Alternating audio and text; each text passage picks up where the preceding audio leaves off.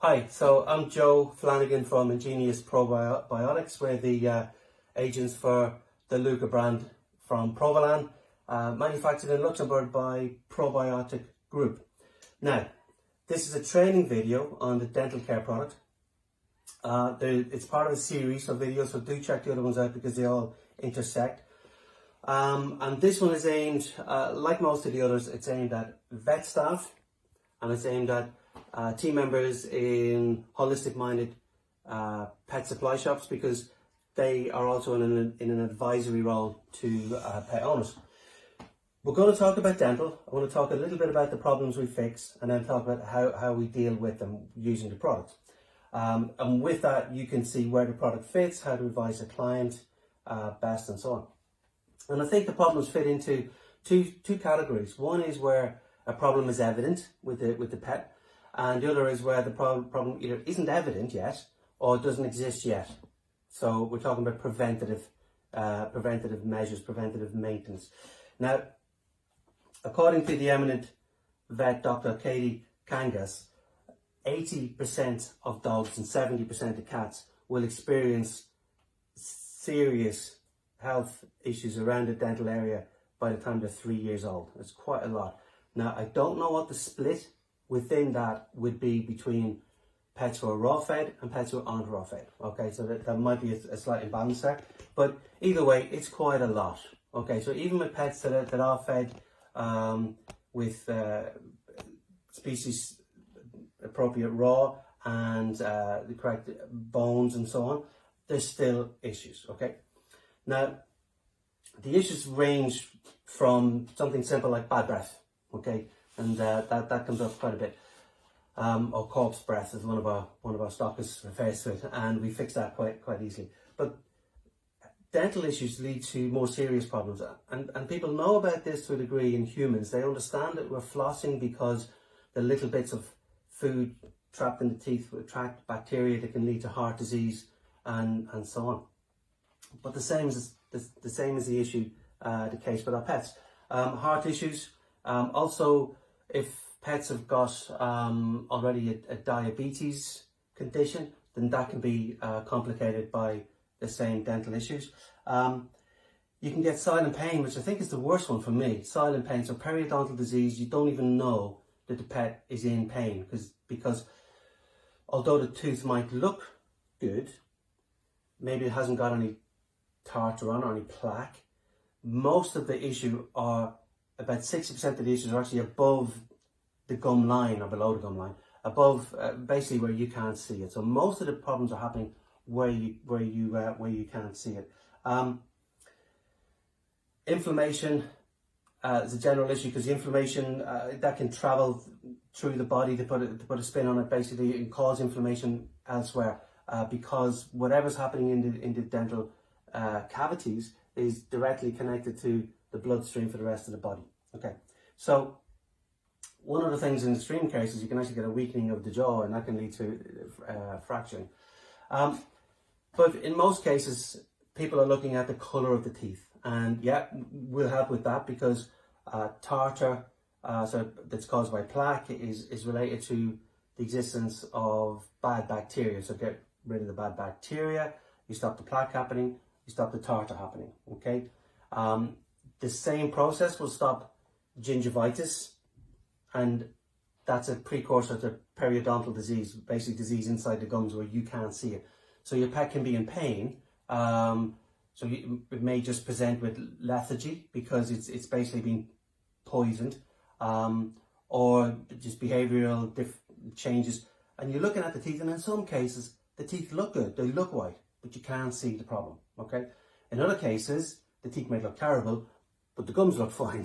So they look terrible, but it hasn't got to that point yet where you've actually got real issues. Okay, so how do we stop this happening? Well, you can stop it with preventative maintenance, and people will talk about cleaning of the teeth, feeding of certain the right kind of food. In some cases, people think that maybe those hard biscuits you can get in a kibble will actually do a cleaning action, but apparently they don't. So they don't really get past the bottom of the teeth where that chewing action goes on. They don't get up near the gum where you need to get that cleaning action happening. Okay, so how we fix this is the same way in both conditions, but really if we can get in early and stop it happening, isn't that a much better thing to do, okay, rather than having to try and fix a problem. So we're using the LUCAA spray. Most of you will know how that works at this stage, but that's fine if you're new in and you don't, that's fine. But we've got about 5 different probiotics in here, and each probiotic will have different strains. So the combination of those strains is specific to the product, and the amount of them per milliliter. So each spray has got about 67 million probiotics in it, okay? So if you're looking at maintenance, preventative maintenance, then we say, look, once a day, spray once a day and just see how you go. Doesn't matter if you forget a day, probably not, okay? But in that case, once a day, something like this is going to last a couple of months, okay? So you can see it's not a major investment for the pet owner, but when you compare that to the cost of having teeth extracted under a general anesthetic and so on, that bears up quite well, and I can testify to that myself. So spraying it, just you can start with a couple of times a day if you like. There's no issue with an overdose. It's not a pharmaceutical, it's not a chemical. And what's happening here, and again, Katie Kangas described it quite well, but what we're doing is we're putting lots of good bacteria into the mouth, and they're basically outcompeting the bad bacteria. So the bad bacteria just get pushed down, pushed to one side, whilst the good bacteria multiply, and they're getting in between the teeth into the socket area, and they're eating some of those molecules of just organic waste, bits of food, bits of other things the dog might have licked or consumed on the walk that day. But they're getting rid of that organic waste. So doing a similar job to what we do when we floss, getting rid of the organic waste so that the bad bacteria don't have anything to feed on. Okay, so we put good bacteria in lots of numbers, and it just outcompetes the bad bacteria. Now, this is going to have this is going to help with plaque and tartar, but not every dog has got a Hollywood gleaming white set of gnashes. Okay, it is what it is. Some of them are more yellowish, but what you really want to be looking at is that red line across the top of where the gum and the teeth meet, and that the redness of that is an indication of gingivitis, which is that precursor to the periodontal disease that you can't see. And once those infections get in there into the root area and so on, then they're in direct contact with the bloodstream, and they're traveling through and causing issues elsewhere. So we can help with that straight away. So when a new client comes in, or a puppy comes in, and they're looking for advice on dental care and feeding in particular, for those of you, and I know there's some who will supply both a high quality kibble and a good raw option, and you want the client mostly to go for the raw because it's we know it's better. But if the client is going for the kibble, make sure you're giving them the option. Tell them that it's not cleaning the teeth as well, and something like this in both cases is going to really help. Okay, so one of those every couple of months per dog, a spray.